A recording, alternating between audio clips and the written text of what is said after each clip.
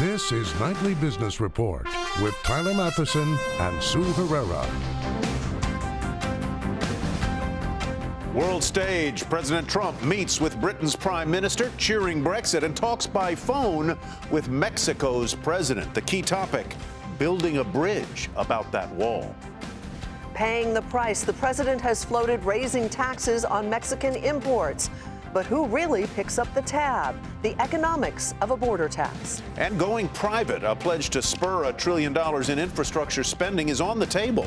Are public-private partnerships the way to get more done quicker and cheaper? All that and more tonight on Nightly Business Report for Friday, January 27th. Good evening, everyone, and welcome. President Trump capped his first week in office by welcoming his first foreign leader visit to the Oval Office, UK Prime Minister Theresa May. At a press conference, the two leaders said the two countries had a special relationship. They emphasized their close ties and discussed Russian sanctions, the future of the NATO military alliance, and trade. I think Brexit's going to be a wonderful thing for your country. I think when it irons out, you're going to have your own identity, and you're going to have the people that you want in your country, and you're going to be able to make free trade deals without having somebody watching you. But focus quickly turned to Mexico and the relationship between the two countries. Today, President Trump and Mexican President Enrique Peña Nieto spoke by phone for about an hour. The conversation described as friendly, just one day after tensions over the building of a border wall escalated. Michelle Caruso Cabrera reports from the White House.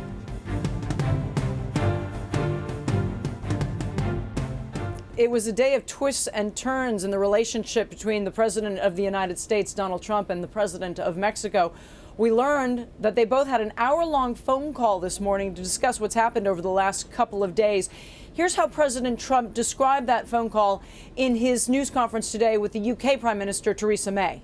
We have a really, I think, a very good relationship, the President and I. And we had a talk that lasted for about an hour this morning.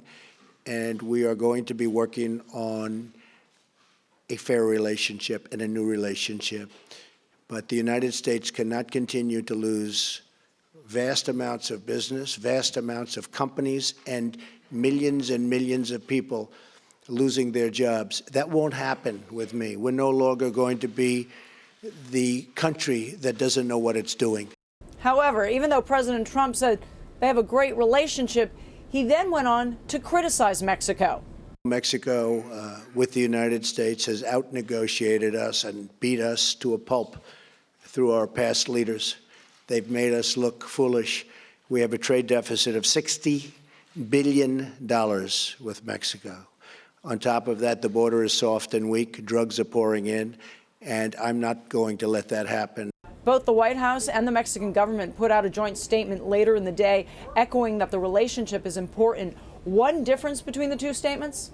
The statement from the Mexican government was much more explicit in saying that the two presidents had agreed not to speak publicly about who is going to pay for the wall. For Nightly Business Report, Michelle Caruso Cabrera at the White House. And as Michelle just said, getting Mexico to pay for a border wall remains a source of serious friction between Washington and Mexico's President Peña Nieto. One idea is a 20% border tax on Mexican products entering the U.S. And as you might expect, former Mexican President Vicente Fox thinks that's a bad idea. You don't play around with Mexico. If you want to tax 20%, you really are taxing a corporation importing cars from Mexico. That's where you say that you're getting the money to pay the wall. You're getting it from the pockets of U.S. citizens, pockets of U.S. workers, from the pockets of U.S. taxpayers. So what are the economics of a border tax? Mauro Guillen is global economics professor at the University of Pennsylvania, here to shed some light. Professor Guillen, welcome. Good to have you with us. So is Mr. Fox right? How is Mexico paying for a wall via a border tax if that tax is paid by U.S. importers and ultimately passed on to U.S. consumers? Well, essentially, yes. I mean, former President Fox was correct in that the first order effect here is that ultimately the U.S. consumer will be paying for it. But there would be, of course, some substitution. That is to say, some U.S. consumers who would say, well, with a 20% increase because of the tariff, I'm no longer going to buy this car or this TV set from Mexico. I'm going to buy it from somewhere else. But you see, there's no guarantee that somewhere else will be an American producer. It could be a Chinese company, or it could be a South Korean firm, or something else. You know, the effects of this kind of a across-the-board tariff would be so complicated, and I don't think anybody right now today is in a position to say exactly where they would be. Professor, there are other countries who have a similar tax, maybe not exactly structured the same way that is being proposed or as high as is being proposed. Do we have any sense of how that has played out in those other countries and whether ultimately consumers ended up paying the price for it? Well, the immediate impact is to create a lot of confusion, a lot of uncertainty. Remember that a lot of American firms have created jobs both in the United States and in Mexico, assuming free trade between the two countries. So in the short run, the effect would be confusion, it would be uncertainty, it would be disruption. Over the long run, of course, you could imagine that some American firms and some American workers would benefit from protection, right? Because a tariff is protection. But that could be a great benefit, you know, for some, but a big harm to most people here in the United States. And by the way, protection always encourages laziness. That is to say, people and companies in the United States, if they're protected, they're not going to work as hard, they're not going to be as productive, they're not going to be as innovative. So I think we here in the United States, by imposing a tariff on a developing country, really an emerging market like Mexico, we would be shooting ourselves in the foot in the long run. You could certainly say that that the fact that American automobiles have had to compete with imported automobiles has made those automobiles better in terms of quality than they were. Let's take it away from the context of a U.S. putting a 20% tax or tariffs or border adjustment on Mexico and talk more broadly about the idea that is floating around Capitol Hill of a kind of a global border adjustment tax that would not merely target Mexico, but everyone. And a lot of countries have this. I was speaking earlier today to Professor Navarro, who's now on the White House staff, and he cited the example of Germany. When a U.S. car is brought into Germany, they put a 20% VAT on that American car. Well, they also have a 20% VAT on German-made cars. The difference is we don't have a 20% VAT on an incoming Audi or Mercedes-Benz made in Germany. How would all this shake out? Well, the VAT is a value-added tax, and we don't have a value-added tax in the United States. But as you know, every state, with a few exceptions, charges a sales tax. So there is a tax that gets charged on both U.S.-made cars and imported vehicles, right? Mm-hmm. But the problem here, once again, is that that is one moving part, is what taxes you impose. But the other one is currencies, right? So one thing that the Trump administration has achieved over the last few days is to prop up the value of the dollar, right? I mean, really, given since the election. And the Mexican peso has lost value. But you see, if the Mexican peso has lost, let's say, 16 or 18% of its value since Trump was elected, that means everything made by Mexico suddenly has become so much more attractive to the U.S. consumer.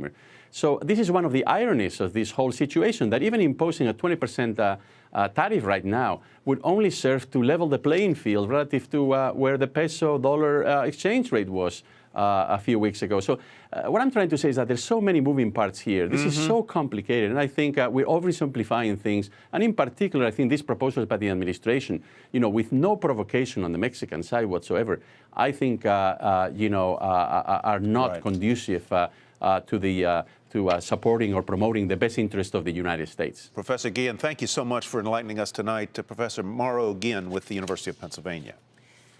Economic growth stumbled in the fourth quarter. Gross domestic product expanded at 1.9% for the last 3 months of 2016, and that was below expectations and well off the 3.5% growth rate in the third quarter. A sharp decline in exports and slower consumer spending contributed to the lackluster growth. Overall, 2016 was the weakest year for growth since 2011.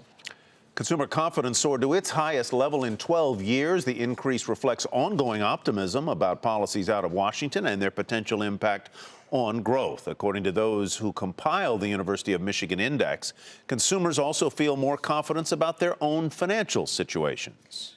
On Wall Street, that disappointing GDP number put a damper on things, as did poor results from Dow component Chevron. We'll have more on that in a minute. All in all, stocks ended the day on the mixed side. The Dow fell 7 points to 20,093. The Nasdaq rose 5, and the S&P 500 was off just about 2. But for the week, all three indexes were up better than 1%. The Dow component Chevron reported disappointing quarterly results. The company swung to a profit thanks to rising commodity prices and cost cuts, but it still fell way short of expectations. Revenue below what analysts were expecting. The CEO at Chevron says the company's well positioned to improve earnings and that the dividend remains a top priority. Shares dropped more than 2% on the session at $113.79. General Dynamics reported a better-than-expected quarterly profit. The defense company says it expects sales growth to accelerate towards the end of the decade. It's also a lead contractor on the Navy's new $125 billion nuclear missile submarine program. Yesterday, the president said that the country needs more submarines, but he wants to buy them at a lower cost. Defense Secretary James Mattis ordered reviews of both Lockheed Martin's F-35 fighter jet program and Boeing's Air Force One project. He wants to identify areas where costs can be reduced, and those may not be the only changes ahead for the industry during the Trump administration's first 100 days. Morgan Brennan has our report. The Trump administration will certainly shake up the defense industry, bringing bigger opportunities and bigger risks. The opportunities: President Trump promises to rebuild America's military, scrap the budget caps imposed on defense spending, and develop a, quote, state-of-the-art missile defense system. The risk? A tweet from the president saying your weapon system is too expensive. Analysts say it will all come down to the budget, and the budget is still far from decided. I think the interesting question will be how much of a push will there be from the administration to see how much they can get out of each and every dollar spent towards that military. The trend here is one that says higher spending probably benefits most, if not all, of the military accounts and benefits most, if not all, of the contractors. Expected in coming weeks. The 2017 Defense Appropriations Bill, which will reflect how much lawmakers are willing to spend this year and set the stage for the president's 2018 proposal, expected in spring. But while experts do anticipate more defense dollars, how they're spent will be scrutinized, as defense hawks like Senator John McCain square off with fiscal ones, including OMB designate Mick Mulvaney.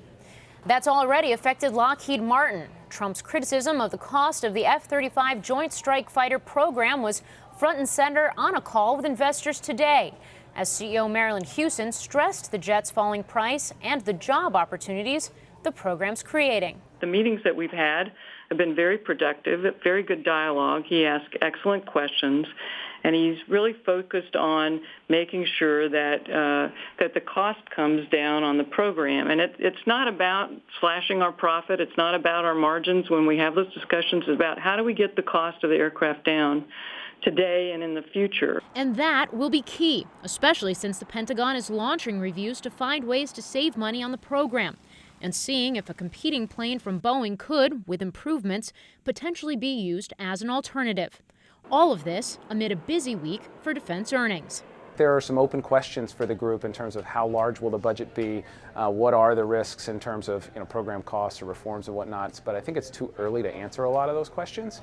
And so we're expecting earnings to have a quiet and calm feel in the defense space, but by no means do we think that'll probably persist for the remainder of the year. And if President Trump's first week in office is any indicator, it could be a very busy year. For Nightly Business Report, I'm Morgan Brennan. Coming up, this week's Market Monitor has a couple of big names for your portfolio, and he says it's all about the balance sheet.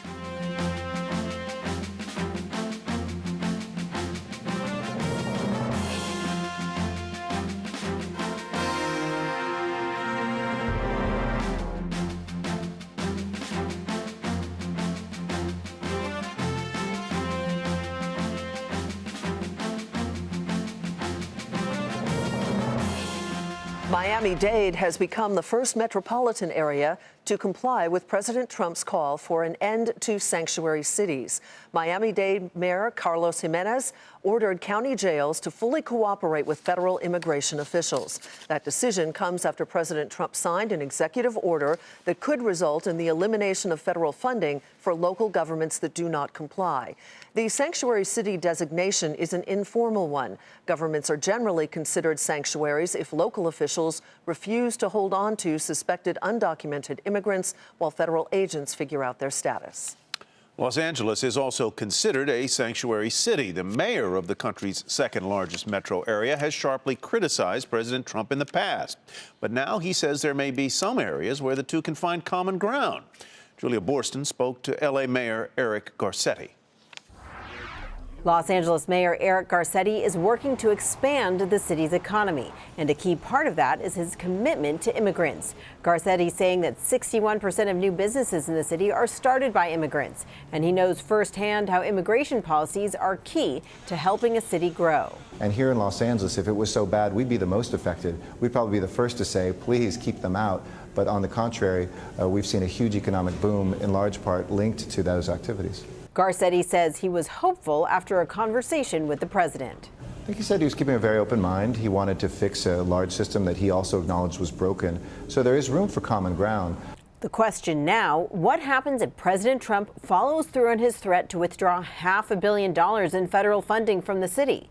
Though Los Angeles is not technically a sanctuary city, Mayor Garcetti won't use city officials to enforce a federal immigration crackdown. Mayor Garcetti says he's confident in his position defending immigrants, not just ethically and practically, but also legally, and he's willing to take action. Well, I think we're on very secure ground. The United States Constitution says that you can't put a federal financial gun to the head of states and tell them what to do in exchange for funding. That was established by Justice Roberts just last year in the Supreme Court case on the Affordable Care Act. Garcetti is also watching President Trump's proposal of a tax on Mexican goods, saying it would absolutely have a negative impact on the city's port. 1 out of 9 jobs depends on the Port of Los Angeles and the Port of Long Beach here in the LA region. We can even point globally, more than 1 out of every 200 jobs in this nation comes from the Port of LA. So we want to make sure that that is a great gateway for trade, not just into the country, but also out of the country. Now we'll see if President Trump comes to agree with Garcetti on the value that immigrants and free trade bring to the economy. For Nightly Business Report, I'm Julia Boorstin in Los Angeles. American Airlines hits its targets, and that's where we begin Market Focus. Earnings at the airliner matched Wall Street estimates, but net income plunged because of a $3 billion tax benefit the company booked last year. American did report better than expected quarterly sales as well as higher unit revenue and said that it expects that key metric will remain positive through this year. But American did say labor costs had spiked due to new contracts and warned that those costs will rise sharply again in the current quarter. Shares fell 5% to $46.95. Honeywell said weakness in its aerospace business caused sales to fall more than expected, but earnings matched estimates and the company reaffirmed its guidance for the year. Shares rose a fraction to $118.42. Colgate-Palmolive said the strong dollar hurt its results. The consumer products giant saw sales fall more than analysts were expecting, while its lower profit came in line with estimates. Shares were off 5% to $64.68. After the bell, the home improvement retailer Lowe's said it authorized a new $5 billion share buyback program. The company said the new amount would be tacked onto the previous program's existing balance. Shares initially rose after the news, finished the regular session up 2 cents at 73.25. The industrial gases company Air Products said strength in its Asia market and higher volumes helped lift sales, but profit fell, and the company cuts its full-year earning forecast. Air Products also raised its quarterly dividend by more than 10% to 95 cents a share. Nevertheless, shares fell nearly 5% to 142 and a penny. And shares of Wynn Resorts continued to rise after the casino operator said late yesterday that strong results in its new Macau property led to higher than expected sales. And today, Instinet upgraded Wynn to neutral from reduce and also raised its price target to $99, up from $79. Wynn Resort shares rose almost 8% to 103.08. Our market monitor likes healthcare and energy stocks, two sectors he says have underperformed the market for the last 2 to 3 years, but that's apparently about to change. This is his first time joining us on the program. Let's welcome Michael Liss, Senior Portfolio Manager at American Century Investments. Michael, nice to have you with us. Welcome. Well, good evening. It's great to be here, and thanks for the opportunity to join you on your show. Excellent. Well, you've given us some very interesting picks, so let's get right to it. The first one is Zimmer Biomet Holdings, obviously in the healthcare sector, but what in particular does this company do, and why do you like it? Sure. So Zimmer is a manufacturer of artificial hip and knee implants. And the company's got high returns on capital. We think those returns on capital are sustainable because there are high barriers to entry to keep out competitors. The company bought Biomet in June of 2015, and we think they have a great opportunity to take costs out of the system and take already high returns on capital modestly higher from here. Their priority with their free cash flow is to pay down the debt from that acquisition. We think that's the right thing to do. So you've got a company with high returns on capital. We think they're sustainable and a very good valuation, a cheap valuation, so we think it's a good risk reward for our clients. Let's move on to pick number 2, which couldn't be about as far from artificial hips and knees as you can get, and that would be That's Total, the big oil, integrated oil company. Tell me why.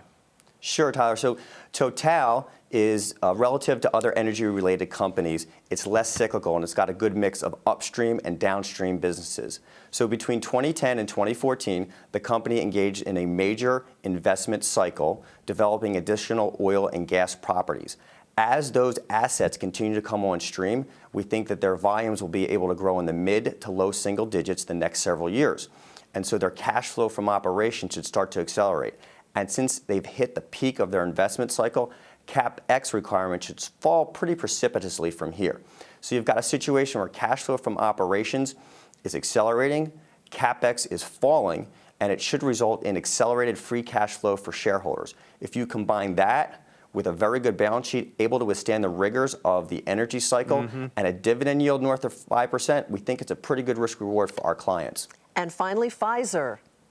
Sure, Sue. So Pfizer has high returns on capital, and we think that they're stable and sustainable because they have a broad variety of branded drug products. The company has a very good pipeline, and they generate a lot of free cash flow, and that free cash flow really allows them to enhance shareholder value through increasing dividends, stock buybacks, and engaging in strategic acquisitions. In addition, they've got a very good balance sheet.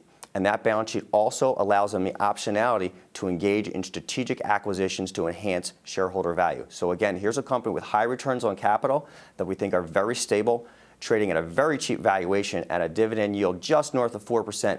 We think that's also a pretty good risk reward for our clients. All right. On that note, Mike, I want to note that you and your team were recently nominated for Morningstar's 2016 Domestic Stock Fund Manager of the Year Award. So congratulations. Thanks for joining us, and have a great weekend. Thanks, Sue. You too. Michael Liss. And coming up, what can jumpstart President Trump's infrastructure plan? One possible answer to that trillion-dollar question is next.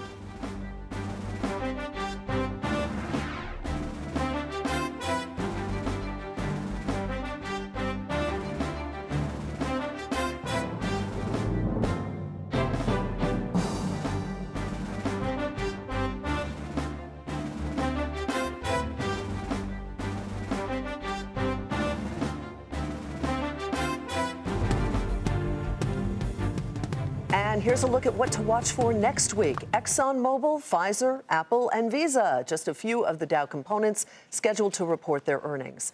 Federal Reserve policymakers meet next week to discuss the direction of interest rates, and the Labor Department will release its monthly employment report for January. And that's what to watch for next week. Union membership has fallen to its lowest level on record. According to the Labor Department, the share of American workers in unions fell for both private and public sector employees last year. That's the first overall decline in 4 years, part of the decline due to the decrease in manufacturing jobs. A major focus of the Trump White House is to fix the nation's infrastructure. To do that, President Trump has proposed spending $1 trillion. But the question is, how will that get paid for? Jane Wells is in Long Beach, California, with one possible idea.